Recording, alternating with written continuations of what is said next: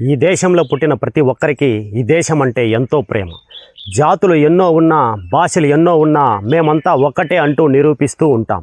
కులాలు ఎన్ని ఉన్నా, మతాలు ఎన్ని ఉన్నా ఎన్నో సందర్భాలలో మేమంతా ఒక్కటే అని నిరూపించాం. అంటే భిన్నత్వంలో ఏకత్వం అన్నట్లుగా మనందరం కూడా ఎప్పుడు జీవిస్తూనే ఉంటాం. ఇలా ఎన్నో భిన్నత్వాలు ఉన్నప్పటికీ ఏకత్వంగా అంటే ఒక్కటిగా జీవించడానికి కారణమైనటువంటి వ్యక్తి ఒకే ఒక్కడు. ప్రపంచ స్థాయిలో నేడు భారతదేశం అనేటువంటి పేరు గట్టిగా వినిపిస్తుంది అన్నా, లేదా మన జాతీయ త్రివర్ణ పతాకం నేడు స్వేచ్ఛగా ఎగురుతూ ఉంది అన్నా కూడా దానికి కారణం కూడా ఒకే ఒక వ్యక్తి.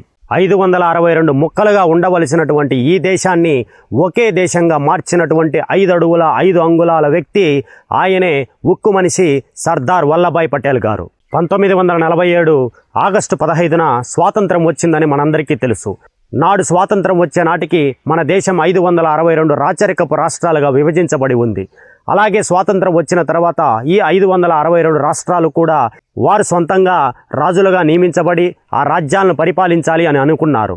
ఈ 562 రాచరికపు రాష్ట్రాలను ఒక్క దేశంగా మార్చాలనేటువంటి పట్టుదలను సర్దార్ వల్లభాయ్ పటేల్ గారు ఆయన తల మీద పెట్టుకున్నారు ఆ బాధ్యతని. ఈ 562 రాష్ట్రాలకి పటేల్ గారు ఉత్తరం రాయడం జరిగింది. మిమ్మల్ని మేము ఎంతో ఉన్నత స్థాయిలో చూసుకుంటాము, మీకు అన్ని వసతులు కల్పిస్తాము, మీకు భవిష్యత్తులో కూడా ఎన్నో ఎన్నో ఎన్నో అవకాశాలు కల్పిస్తాము అని చెప్పి ఒక ఉత్తరం రాయడం జరిగింది.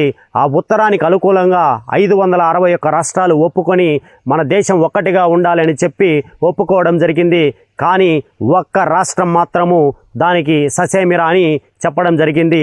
అలాగే ఆ రాష్ట్రాన్ని పరిపాలిస్తున్నటువంటి నిజాం రాజు ఆ రాష్ట్రాన్ని ఏకంగా పాకిస్తాన్కి అప్పజెప్పాలనుకున్నారు. అది ఏదో కాదు, మన హైదరాబాద్. ఈ హైదరాబాద్ గనక ఆ రోజున పాకిస్తాన్ వారి చేతుల్లోకి వెళ్ళి ఉండింటే ఖచ్చితంగా ఈరోజు మన దేశము గుండెల్లో ఒక అణుబాంబును పెట్టుకొని ఉండాల్సినటువంటి పరిస్థితి ఏర్పడేది. కానీ దానికి అడ్డుకట్టు వేసినటువంటి ఒకే ఒక వ్యక్తి సర్దార్ వల్లభాయ్ పటేల్ గారు.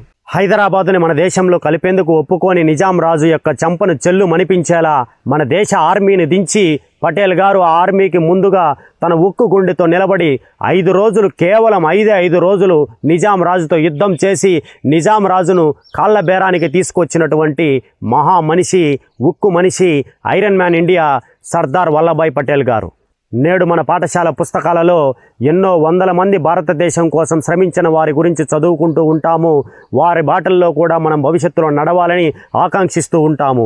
అలాగే సర్దార్ వల్లభాయ్ పటేల్ గురించి కూడా ప్రతి ఒక్కరూ కూడా తెలుసుకోవాలని నా మనవి.